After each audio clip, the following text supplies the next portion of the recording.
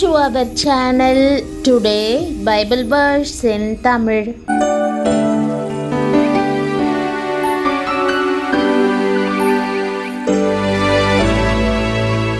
இன்றைய வசனம் மத்தேயு 6ஆம் அதிகாரம் 13ஆம் வசனம். கிறிஸ்துவுக்குள் பிரியமானவர்களே, நம்முடைய ஆண்டவரும் இரட்சகருமான இயேசு கிறிஸ்துவின் வல்லமையுள்ள நாமத்தில் உங்களை வாழ்த்துகிறேன். எங்களை சோதனைக்குட்பட பண்ணாமல் தீமையினின்று எங்களை இரட்சித்து கொள்ளும் என்ற வசனத்தை இன்று நாம் தியானிப்போம். ஆண்டவர் இயேசு இவ்வுலகில் வாழ்ந்த பொழுது தன் சீஷர்களுக்கு கற்றுக் கொடுத்த ஜெபத்தின் ஒரு பகுதி இது. தமிழிலே தீமையினின்று இரட்சித்து கொள்ளும் என்று அர்த்தம் தரும் வகையில் மொழிபெயர்க்கப்பட்டிருக்கும்.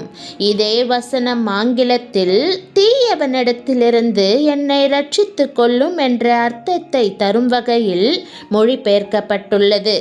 சாத்தானின் கையில் விழாதபடி என்னை காத்து கொள்ளும். அவன் விரித்திருக்கிற வலைகள் கண்ணிகளிலிருந்து என்னை இரட்சித்து கொள்ளும் என்பதே இவ்வசனத்தின் விளக்கம். ஆம், இந்த உலக வாழ்வில் எத்தனையோ சோதனைகளையும் தீமைகளையும் நாம் அனுபவிக்கிறோம். ஆனால் அவைகள் எல்லாவற்றினின்றும் நம்மை காக்க வல்லவர் ஆண்டவர். அவரும் சோதனைகள் வேதனைகள் வழியாக கடந்து சென்றிருக்கிறார். இதைத்தான் அவர் தாமே சோதிக்கப்பட்டு பாடுபட்டதினாலே அவர் சோதிக்கப்படுகிறவர்களுக்கு உதவி செய்ய வல்லவராய் இருக்கிறார் என்று வாசிக்கிறோம். ஆகவே சோதனைகள் வரும்போது குடும்பமாகவோ தனியாகவோ கர்த்தருடைய சமூகத்தில் மண்டியிட்டு நம் கவலைகளை பாரங்களை கர்த்தரிடம் சமர்ப்பித்து விடுவோமானால் கர்த்தர் அதை கேட்டு நிச்சயமாகவே அவைகளினின்று நம்மை விடுவித்து காப்பார். அநேகருடைய வாழ்க்கையிலே சோதனையின் மேல் சோதனை வரும்பொழுது ஏன் எனக்கு இந்த சோதனை, பட்ட காலிலே படும் கெட்ட குடியே கெடும் என்ற பழமொழியின்படியே எனக்கு எல்லாம் நேரிடுகிறது என்று சொல்லி சோர்ந்து போகிறார்கள். ஆனால் கர்த்தரோ எல்லா சோதனையினின்றும் நம்மை பாதுகாக்க வல்லவராய் இருக்கிறார். வேதம் சொல்லுகிறது, மனுஷருக்கு நேரிடுகிற சோதனையே அல்லாமல் வேறே சோதனை உங்களுக்கு நேரிடவில்லை. தேவன் உண்மையுள்ளவராய் இருக்கிறார். உங்கள் திராணிக்கு மேலாக நீங்கள் சோதிக்கப்படுகிறதற்கு அவர் இடங்கொடாமல் சோதனையை தாங்கத்தக்கதாக சோதனையோடு கூட அதற்கு தப்பிக்கொள்ளும்படியான போக்கையும் உண்டாக்குவார். சோதனையில் 3 பகுதிகள் இருக்கின்றன. கர்த்தரால் சோதிக்கப்படும் சோதனையுண்டு. நம்முடைய சொந்த சுய மாம்சத்தால் சோதிக்கப்படும் சோதனையுண்டு. அதே நேரத்தில் சாத்தானால் சோதிக்கப்படும் சோதனையும் உண்டு. யாக்கோபு தன்னுடைய நிருபத்தில் எழுதும் பொழுது, சோதிக்கப்படுகிற எவனும் நான் தேவனால் சோதிக்கப்படுகிறேன் என்று சொல்லாதிருப்பானாக. தேவன் பொல்லாங்கினால் சோதிக்கப்படுகிறவரல்ல, ஒருவனையும் அவர் சோதிக்கிறவரும் அல்ல. அவனவன் தன் சுய இச்சையினாலே இழுக்கப்பட்டு சிக்குண்டு சோதிக்கப்படுகிறான். கர்த்தர் 5 பேரை மட்டுமே சோதித்ததாக வேதத்திலே வாசிக்கிறோம். தேவன் ஆபிரகாமை சோதித்தார், இஸ்ரவேல் ஜனங்களை சோதித்தார், யோபுவை சோதித்தார், எசேக்கியா ராஜாவை சோதித்தார், இயேசுவை தேவன் சோதித்தார். வேறு யாரையும் கர்த்தர் சோதித்ததாக வேதத்தில் சொல்லப்படவில்லை.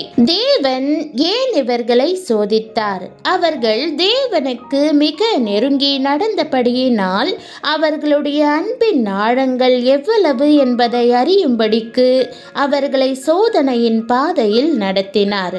சோதித்த பின்பு அவர்களை இரட்டிப்பான ஆசீர்வாதத்தினால் ஆசீர்வதித்தார்.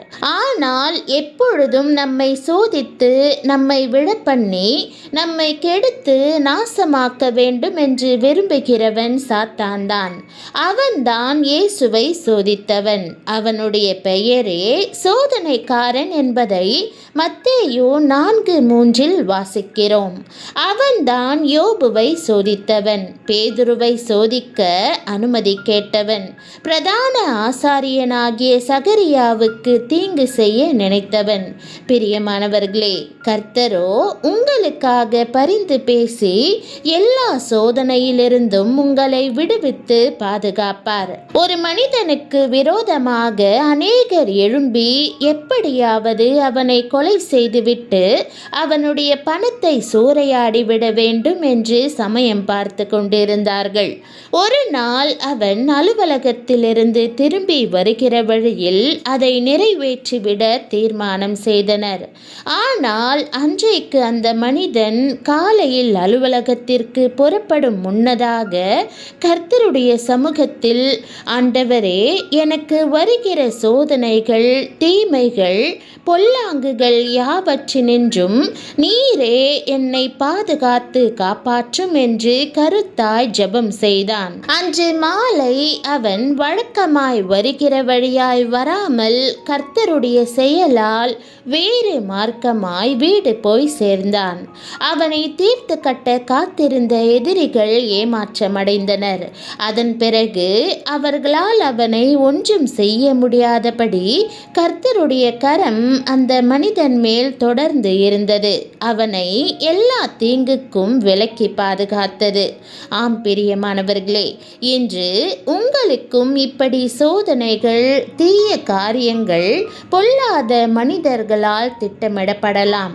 ஆனால் கருத்தாய் ஜெபிப்பதின் மூலமாய் ஆண்டவரை உறுதியாய் பற்றி கொள்வீர்களானால் எல்லா சோதனைகளிலிருந்தும் அவர் நிச்சயம் விலக்கி காப்பார்.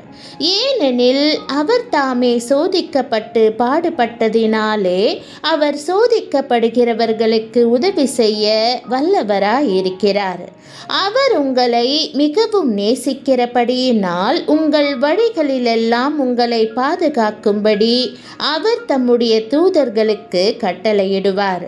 உன் வழிகளிலெல்லாம் உன்னை காக்கும்படி உனக்காக தம்முடைய தூதர்களுக்கு கட்டளையிடுவார். கர்த்தர் உங்களை கவனித்து உங்களை பாதுகாப்பார்.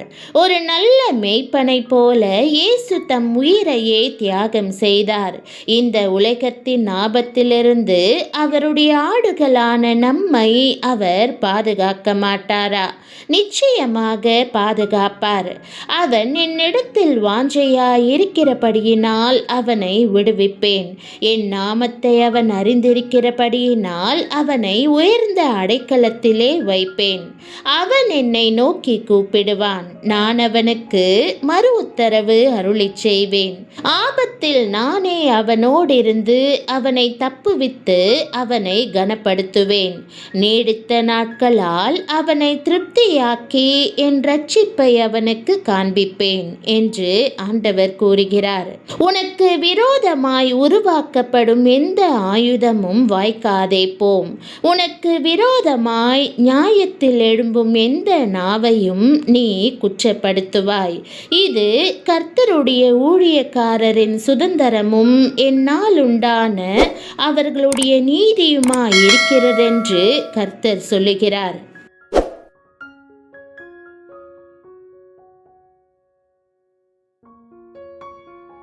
ஜெபம். அன்பின் இரட்சகரே, எத்தனையோ தீயவர்கள் எனக்கு எதிராக யாதொரு காரணமுமின்றி எழும்புகிறார்கள்.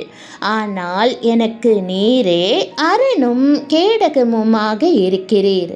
இந்த மனிதனை நீர் பாதுகாத்து காப்பாற்றினது போல இன்று முதல் என்னையும் என்னை சார்ந்தவர்களையும் காப்பாற்ற நீர் போதுமானவராக இருக்கிறபடியால் உமக்கு ஸ்தோத்திரம்.